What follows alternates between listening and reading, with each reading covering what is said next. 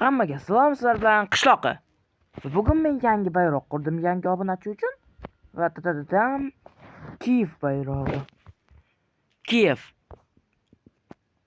Taxmin qilib ko'ringlarchi, bu qayersi bayrog'i?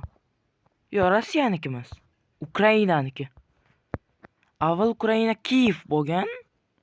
Keyinchalik undan Rossiya ajralib knyazga aylangan, knyazstvoga. Shu. Mana shunaqa Kiyev bayrog'i. Nayza atrofidagi to'rtburchak. O'rtada nayza turibdi oltin.